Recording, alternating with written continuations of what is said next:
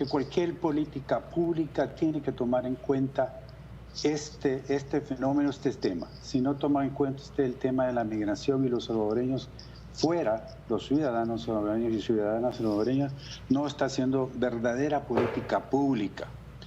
Esa es una parte. La otra parte importante, yo pienso, es en el marco de la vulnerabilidad de la población.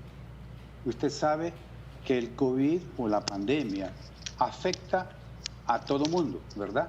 Pero afecta mucho más a aquellos que están en situación vulnerable, mucho más que otras personas. Y yo creo que en ese marco amerita ver los refugiados, los desplazados, los solicitantes de asilo, que son población vulnerable y que amerita una mirada específica, más concreta, y definir política pública alrededor de eso. Uno sabe y conoce que todos los días, y lo que estaban planteando al principio, lo que significan los centros de detención de inmigrantes, generalmente que son superpoblados, con niveles de hacinamiento muy grandes, con una falta de atención médica, con una tanta falta de atención social y con saneamientos inadecuados. Entonces creo que este es un punto central, por eso decía, este es un tema central, importante, visto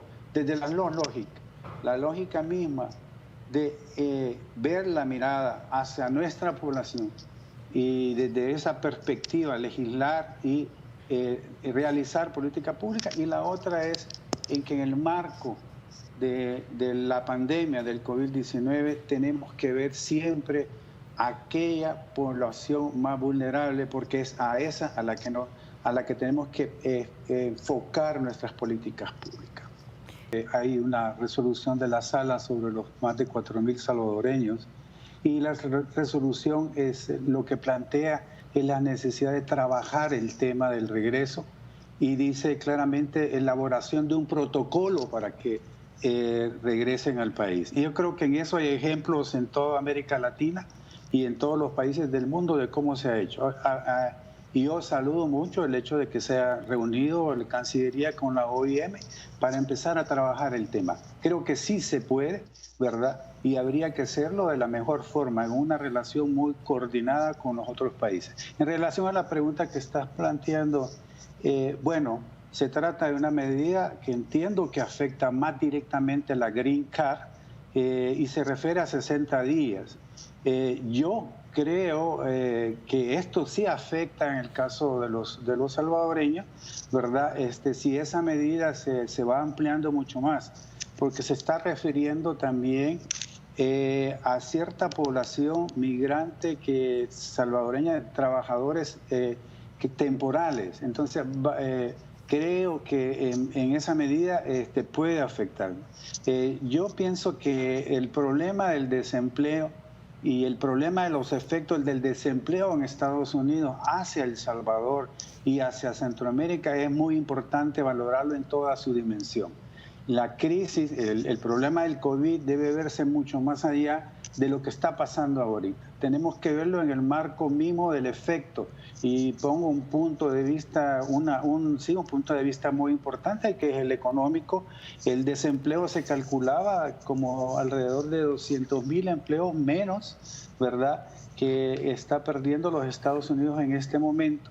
Imagínense en el tiempo que va pasando, y eso implica un efecto directo a nuestros ciudadanos que están en Estados Unidos. ¿Por qué empleos se están perdiendo? Se están perdiendo empleos en los hoteles, en los servicios, estoy hablando de los restaurantes, y en la construcción, ¿verdad? Ese efecto tiene un efecto muy directo en el caso de El Salvador. Creo que el abordaje en esta crisis, hablando de un fenómeno, de un problema que es mundial, debe de ser en el marco de la coordinación más estrecha que entre los países.